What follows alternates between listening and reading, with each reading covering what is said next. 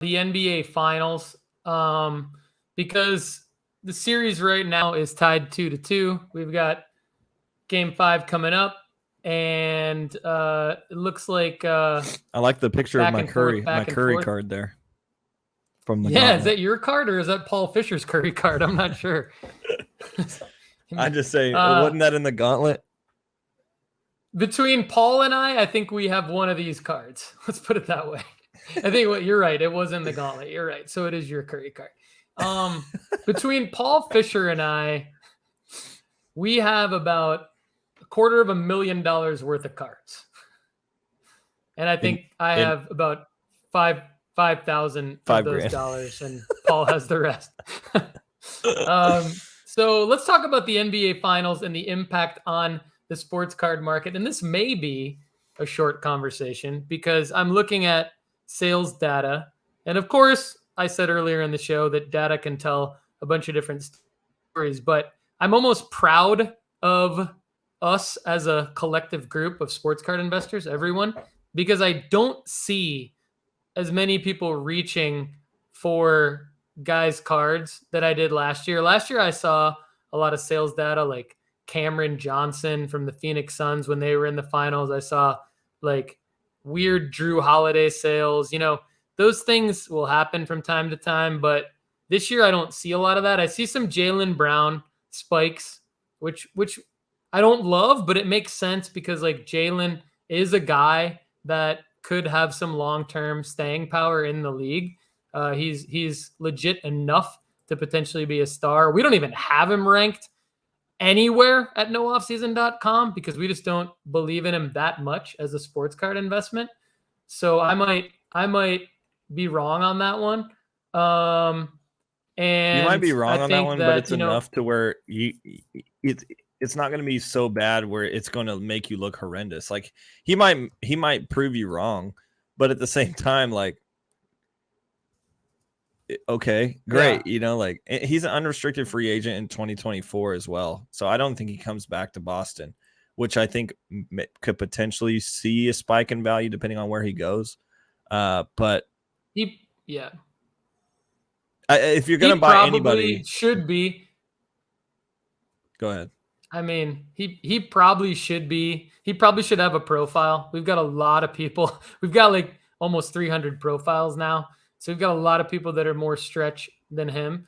He probably should have a profile. We should probably add him. But yeah, I have had reasons for not having him on there. So I feel good about where we are now, but we probably will add Jaylen. Sorry, go ahead, Kendall. You can finish your thought on wherever you were going. I really don't know where I was going. I just was wanting to talk about Robert Williams. Okay, talk about Robert Williams. So obviously I'm an Aggie. We've talked about that a lot. But Robert Williams was a Texas A&M basketball player, and I got to watch him a lot. And I remember watching him being like, this guy is going to be DeAndre Jordan-esque when he goes into the league. And I remember talking because DeAndre Jordan was also an Aggie as well. And so I saw how that was important to me. I'm just talking about sheer, I love watching him. I'm not saying you should buy his cards. I mean, they're like $30 to $50 on his rookie card auto or rookie ticket autos. I'm not sure I'm willing to pay that for a guy who just rebounds and blocks and dunks. Blake Griffin is probably the best in that aspect, and his cards are worthless, so it's like, I'm not saying Robert Williams is a good investment, but I do love watching him play. And I think it's cool for me to see a guy that you were so passionate about in college and watched him really come through a system, and for him to come in and be really impactful minutes for the Celtics in that game 3 game specifically. He was huge for them. And I think if he can come in and be huge for the Celtics in games 5, 6, and 7, if we get that far, I think the Celtics match up really well with the Warriors when Robert Williams is on the floor because it pushes them out. And all you pretty much have to do at that point is make sure that you're hedging the screen on Curry, which they haven't been doing. And Al Horford and Robert Williams have sat too deep, and Curry just starts pulling on them, which we've seen. But Anyway, that's pretty much sports talk show, not sports cards. So we can go on to something different. That's fine. I mean, I think like that's part of the discussion is like, should you be buying these sort of fringe guys? And my answer in general is a no and a no. So I agree with I would Greeny agree. Green. I don't think there's any. Yeah. So I think we're all aligned. I think we don't necessarily say that you should buy any of these guys. Another good question came in from Toa Hang, who's on fire today. Good work out of you, Toa. Win or lose, does Tatum have a new floor? Kendall's nodding. I totally agree. I think absolutely he has a new floor. I think he's already perfectly worded question. He already has a new floor, win or lose. Obviously, if he wins, his floor is going to be much higher than if he loses. But I think he already has established himself as like Ja Morant, better than Ja Morant's floor, maybe in some, depending on the card, right? I think before this playoff run, I don't think there was any way that Tatum was anywhere near Ja's floor, but I think now those two floors are definitely closer and very, very comparable. I think you could even make an argument for Tatum's base stuff, his more common stuff, that he has a higher floor than Ja just because of the 2017 print runs of his rookies versus the 2019 print runs of Ja's. There's just way too many Ja cards that are slabbed, not as many Tatum cards. And now you're seeing a 24, 25-year-old who's taken his team to the NBA Finals and is a dominant force. He also, to Paul Fisher's point, a lot of shout outs to Paul Fisher today. Paul actually emailed me and said, hey, Tatum's arm bands and jerseys and things, his apparel that he wears and his love for Kobe makes him even more lovable for the hobby. I would like your guys' take watching and listening right now, chime in on that. Do you believe that's the case? I think, Kendall, I'll let you comment on Tatum. Hopefully I didn't steal all the juice out of that answer there. No, I think he's definitely got a new floor, and I think I'm looking pretty smart choosing Tatum in that previous gauntlet at this point, because he was risky at the time, but I saw how he could be catalytic, Paul, and so how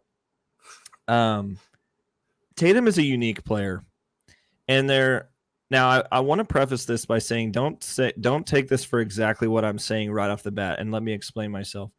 But I think that Tatum is very closely associated with LeBron in my head, because of the style of play that he has.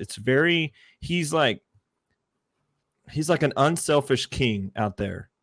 Like he's out there playing very similar to a point forward. You're seeing that point forward playing like LeBron has pretty much coined at this point. But we're seeing an unselfish version of it that I think LeBron also, well, actually, I'm probably going to tell you that Magic Johnson coined both of those things.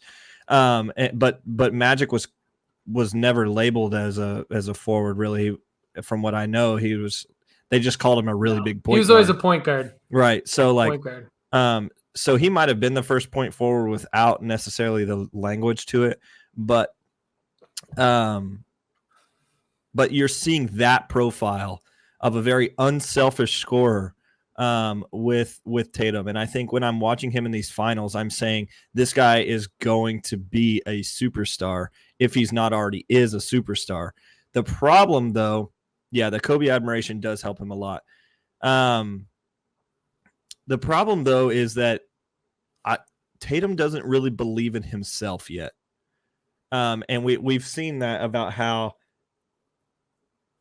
I think in game 1 or game 2, people were asking him, like, how can you not be better as a superstar on the court? And he said, like, whoever said I was a superstar? And I'm like, no, Tatum, no. You are a superstar. Like you are the guy. You were a huge recruit out of Duke. You were a huge pick in the draft. You know, like you are a superstar. Start really seeing yourself as that. Because if Tatum starts believing that he's a superstar, if Tatum starts believing he can take over the NBA, which I think I actually got in a debate several years ago about like who's the next guys that are going to take the NBA forward. And I don't think Ja was in the NBA yet, or Zion, or any of those guys. I think it was Tatum's rookie year. But I said I think Tatum will be the next guy to take the NBA forward. Carmelo, yeah, that's fine. He's less of a, yeah. Okay, I would say LeBron still. I would disagree with you, Greeny, but I just see a guy who's very confident in him he's very confident off the court, and I want him to be confident on the court. I also think it's pretty cool how he's a family man. Like he after every game he's went and got his son first, and he's like in his arms, and then literally in the national anthem, he's all the Celtics are lining up there, and then you see Tatum's son holding his hand right next to him in the national anthem. I love that involvement, and I think we've seen LeBron get some sort of hype for being a family guy as well. We also saw that with Kobe, especially after his career when he was poor. And of course, you know, the tragedy happened with him being a father, which kind of builds to that. But I think even in the very small things at that level, you're looking for the minute things that could potentially hurt a guy's value. And I think if Tatum can kind of get out of his own way mentally, I'm saying if he wins this series, I think he will know in his own mind that he is a superstar, which I think when he decides he's a superstar, look out, because I don't know if people are going to be able to stop him. Yeah, love it. And I think that you were very smart to make that call. For those of you who didn't watch a few episodes back, I asked Kendall who we would rather have between, I think it was Ja, Luka, Tatum, Giannis, Steph, all of the superstars that were still in the NBA playoffs, had not been eliminated yet. And he took Tatum, which was not an easy call at the time. Definitely not an easy call at the time. And yeah, Tatum definitely has a new floor. It's a great question by Toa. And I agree with Kendall. I love all the comments. I think it's interesting to see what people think about Tatum, not just on the court, but off the court, whether it's his tributes to Kobe or whether it's his nods to his family. Obviously, I think none of that stuff is negative.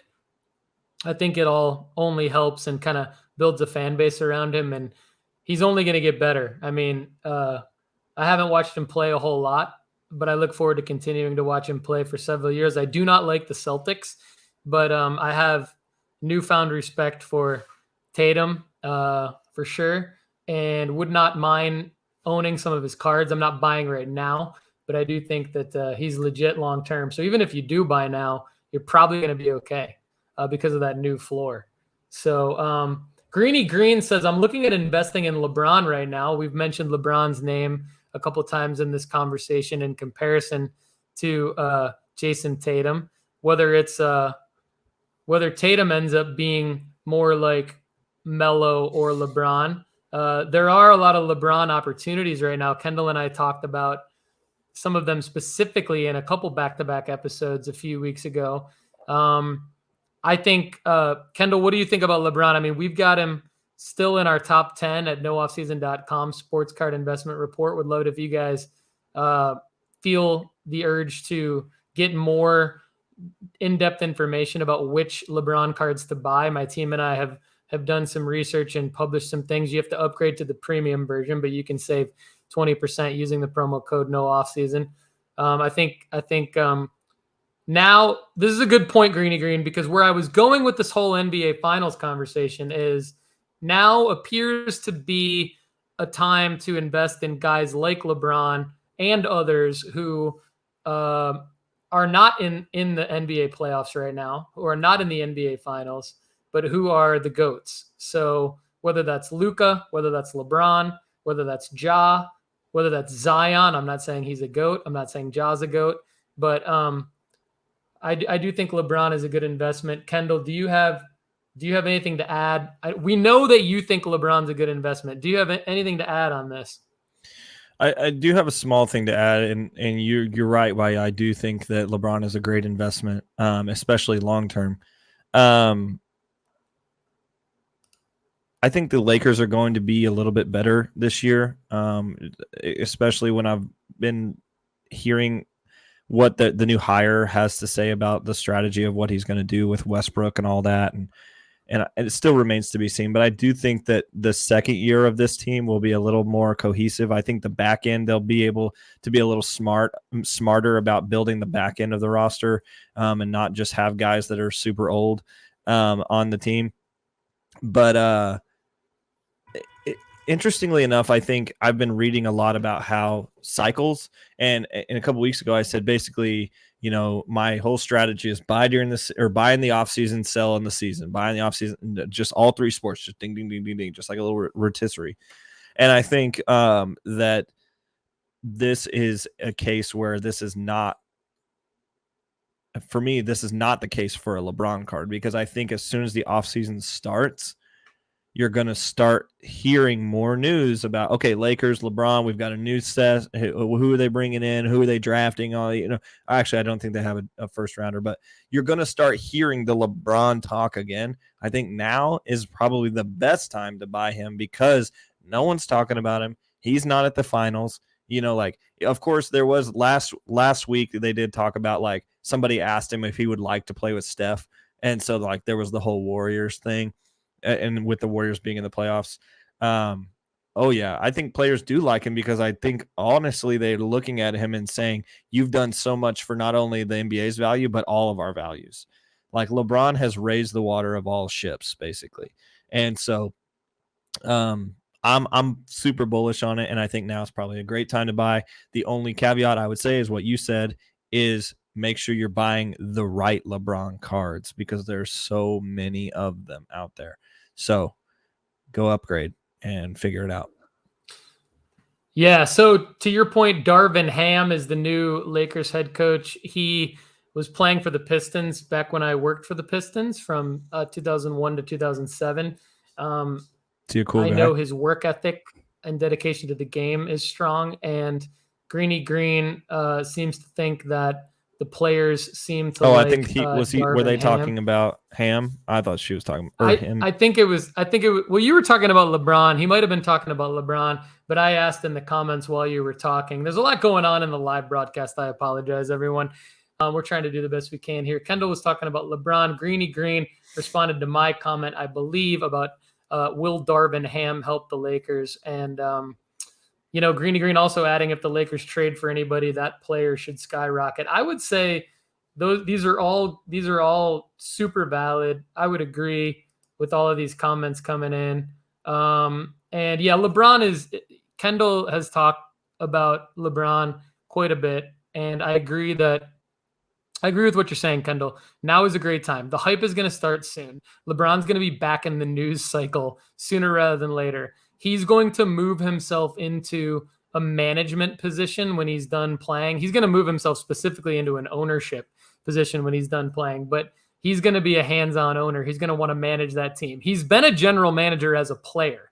And so he's going to want to continue to be a general manager as an owner in the next phase of his basketball career. We're a few years off from that, but he is a billionaire, and he will make a bid on a team one day.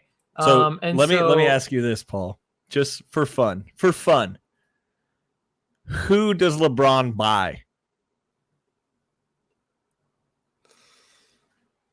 It's hard. Or is he one of the new expansion teams they've been teasing for the last couple of years?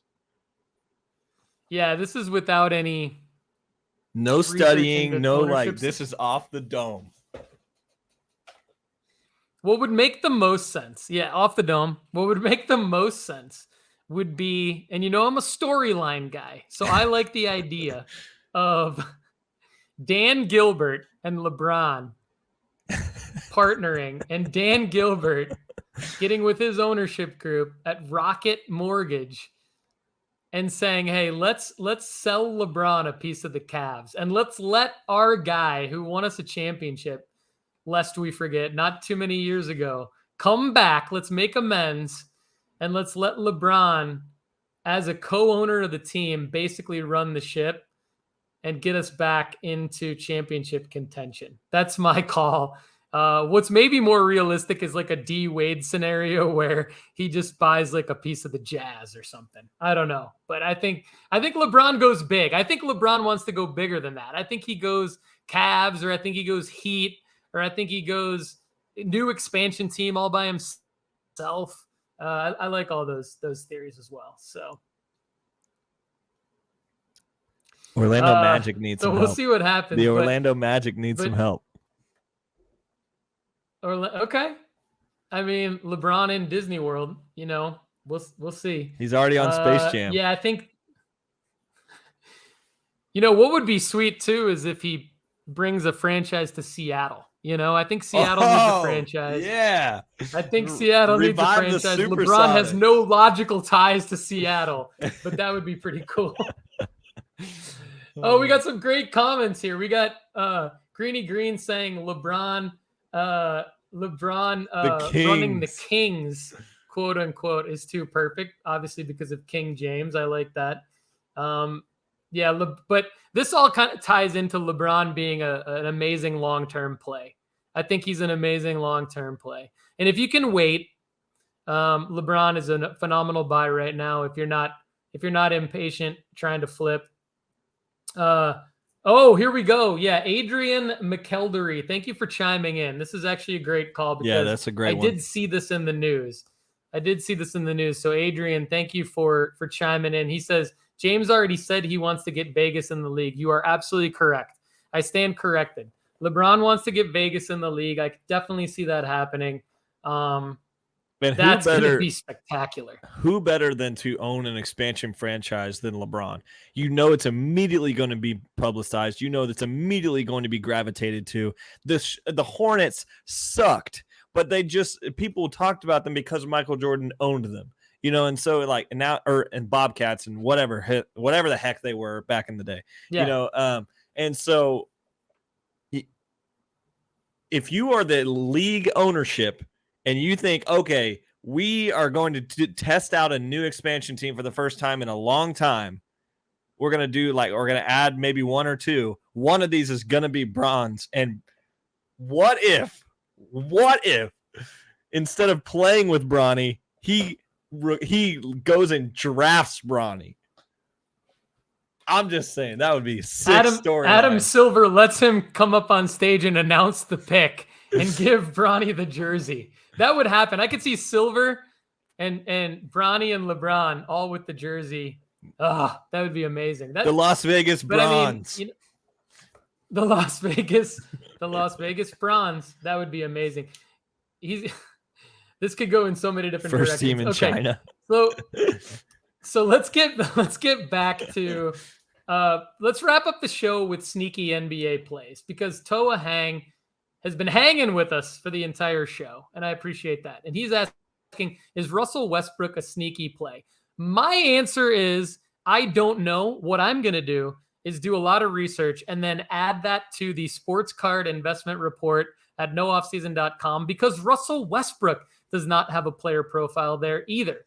And he has not had a player profile there because he has not deserved one. I have not wanted anyone to even think about buying a Russell Westbrook card for a long time. But to Toa's point, it could be time again to get sneaky with some plays. I will say that my sneaky play this offseason, I've talked about many guys on the basketball card strategy show that I really, really like.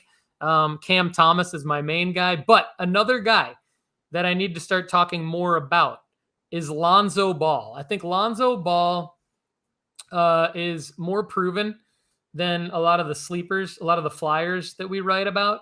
He's obviously had some injury issues, and that's a big concern. But I like guys with injury issues for the reason that nobody wants to touch them, and so then their card value goes down. And so I think that Lonzo Ball has added an element to his game of scoring. DeMar DeRozan is getting older, and Zach LaVine may not be there. So it'll be interesting to see. I'm not saying buy Lonzo Ball yet. In fact, I've already come out and said don't buy any basketball cards until after the draft. The draft is in 10 days. I want to see what happens in the NBA draft because the roster shakeup will happen on draft day. There will Thunder be trades, up, baby. There will be some things that happen that will shake up the sports card world. So I don't really want you buying anyone until after the NBA draft, but I'll tell you this.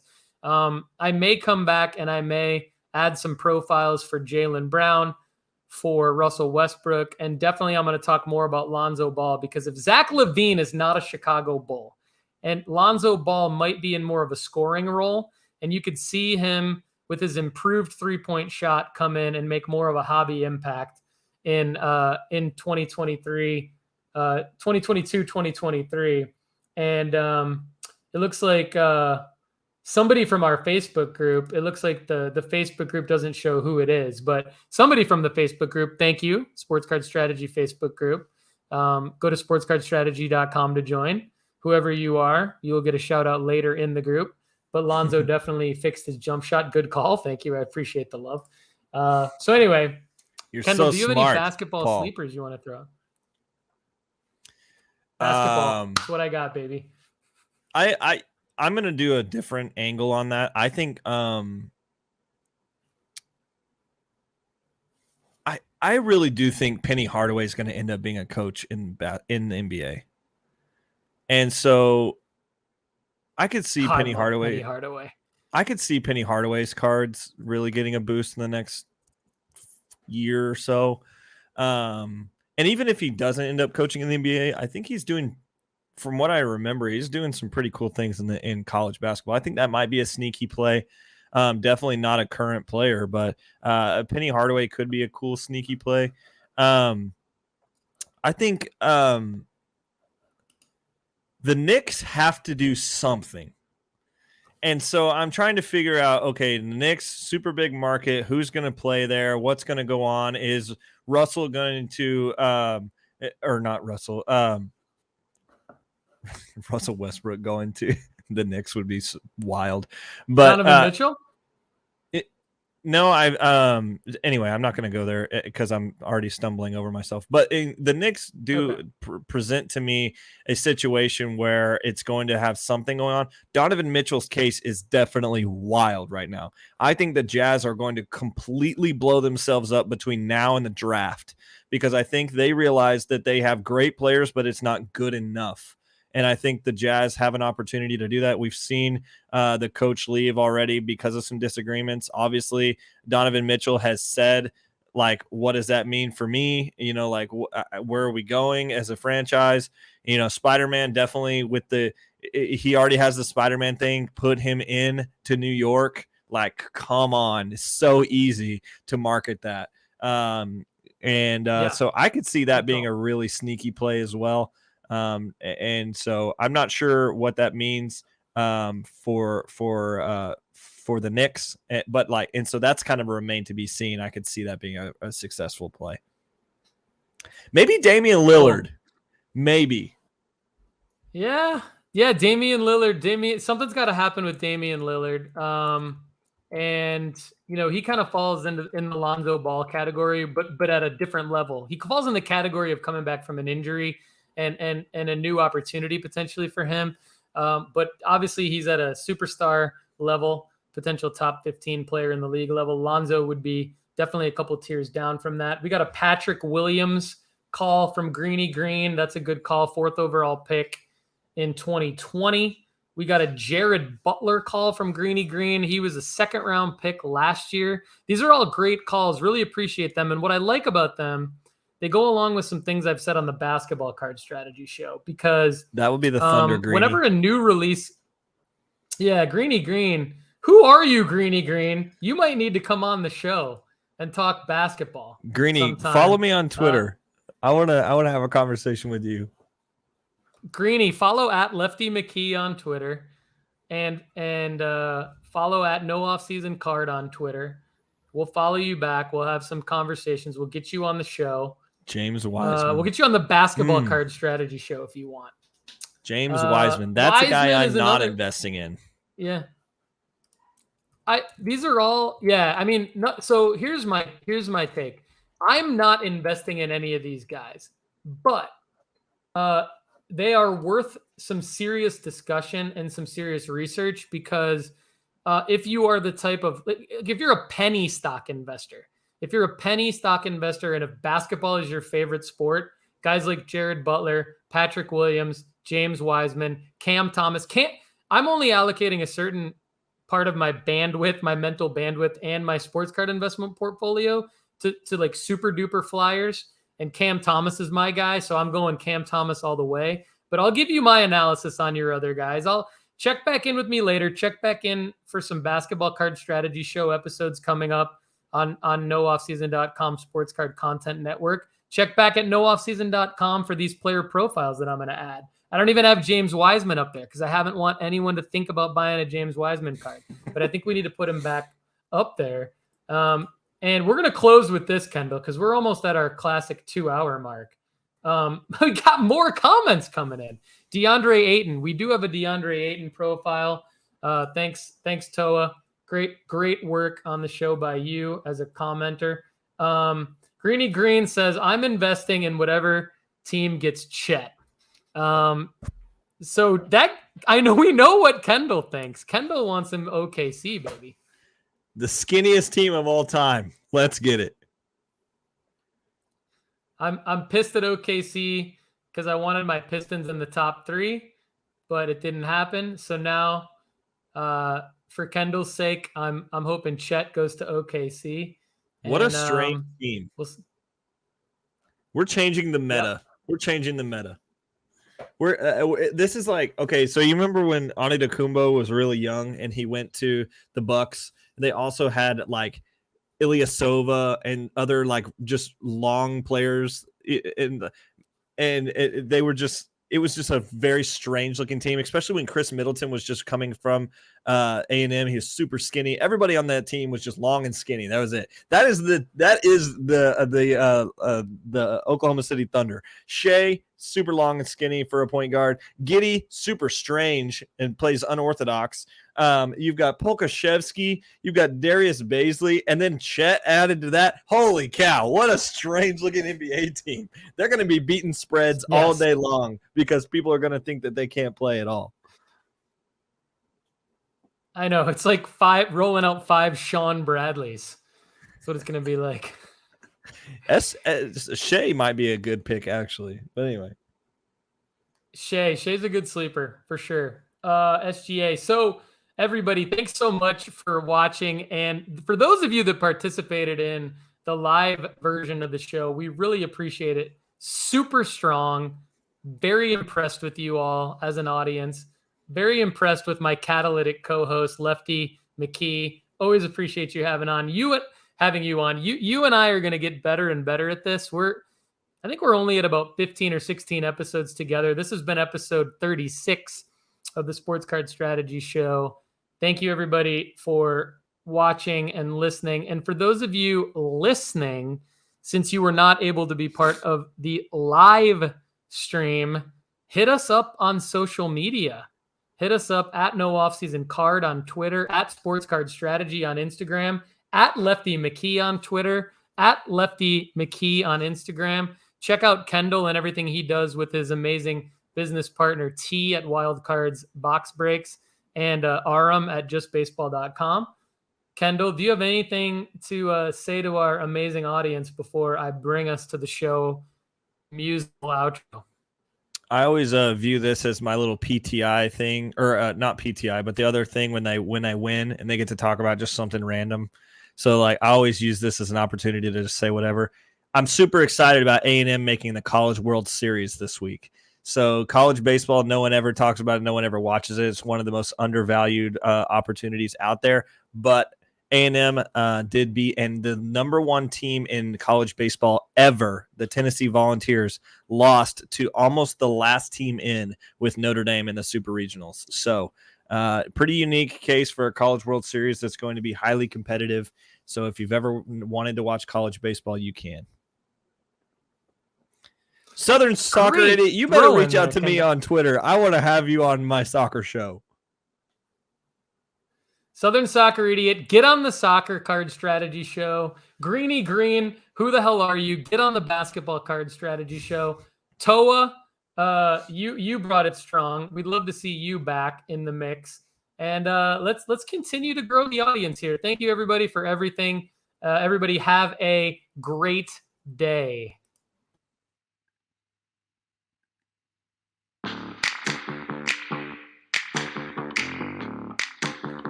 All right, I'll talk a little bit over the outro music here. Again, I'm Paul Hickey with NoOffSeason.com. My co-host Kendall McKee is with NoOffSeason.com and Wildcards Box Breaks and JustBaseball.com. Thank you again, everyone else, for participating in the show, for watching the live stream, and if you're listening on the podcast audio-only version, thank you to you as well. We would love it if you subscribe on Apple or Spotify. You can leave us a review on Apple, and you can rate the show on both Apple and Spotify. You probably already know that. Now I'm going to really shut up and wish you all a wonderful day.